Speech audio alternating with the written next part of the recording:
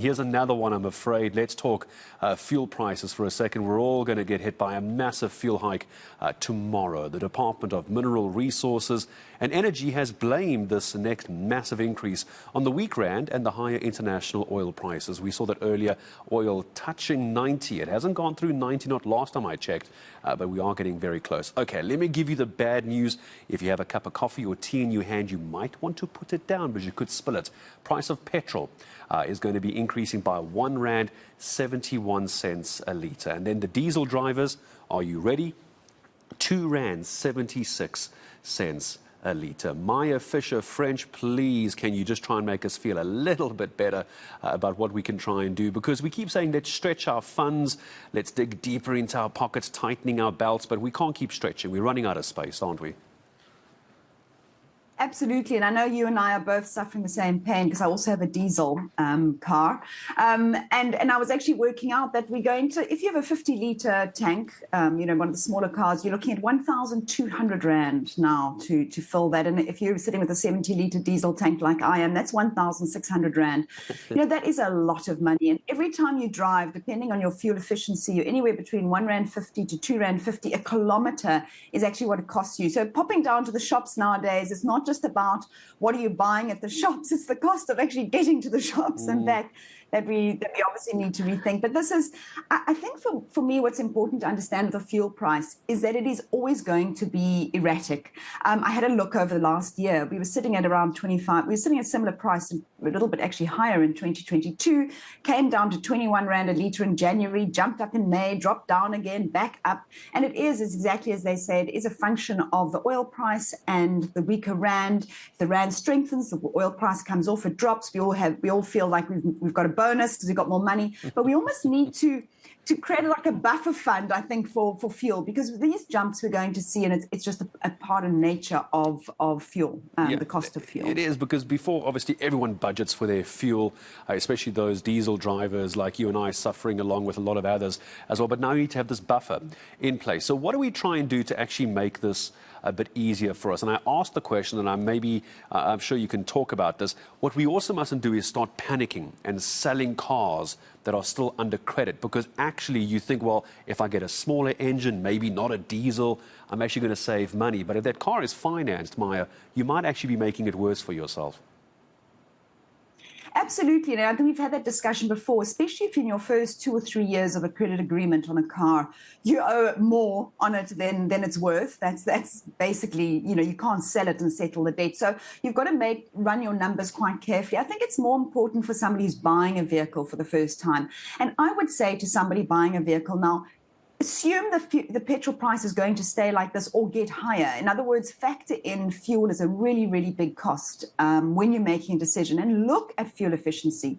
Work out how much is this vehicle going to cost me to run per kilometre, and really make that an important part of your decision. And I think, I do feel like every time I come here, I'm trying to find some magic thing that I can tell people. And it's really tough out there. The only thing I really am seeing people doing, and it's the best thing you can do, is get rid of debt. Credit is costing an absolute fortune. You are handing money, and it's not just on interest, it's on fees, it's on credit insurance. What it costs you, for example, to have a 10,000 Rand loan over a year is about 3,500 Rand extra. You're going to pay back 10,000 plus another 3,500. Get rid of debt.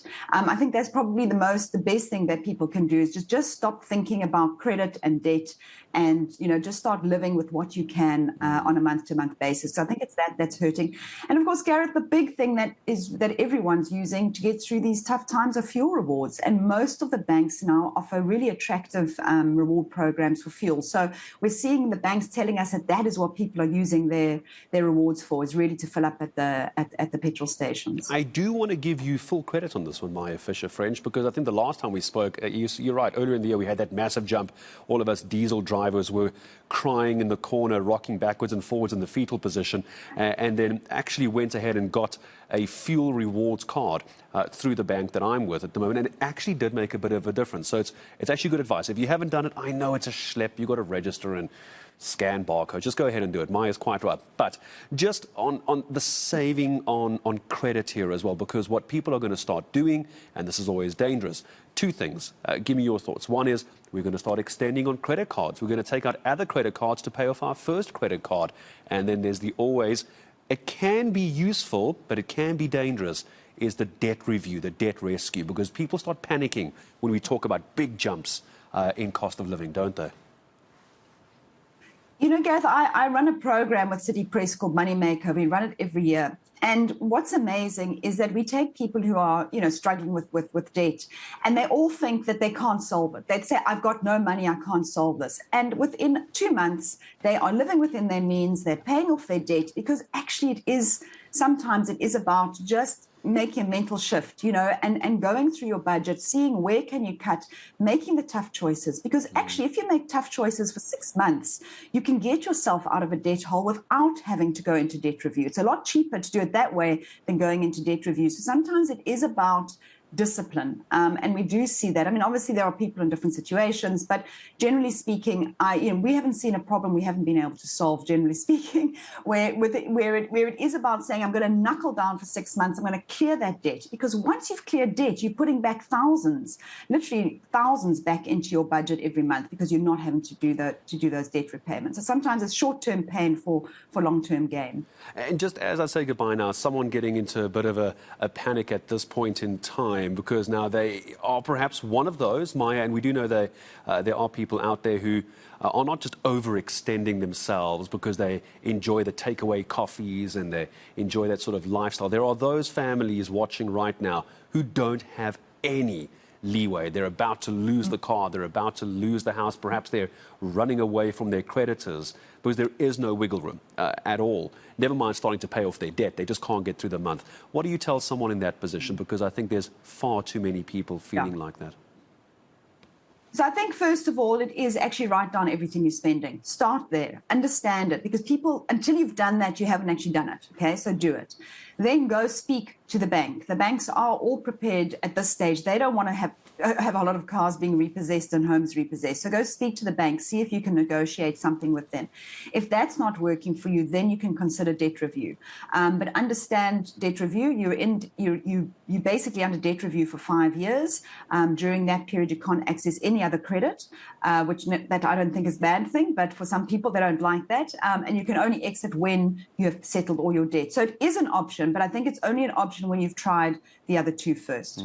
Absolutely. You've got to look very, very carefully, because that means you can't finance a new property. You could struggle to get a lease for rental. You certainly can't get rid of that very expensive car that you've been driving around, but you can't finance another car.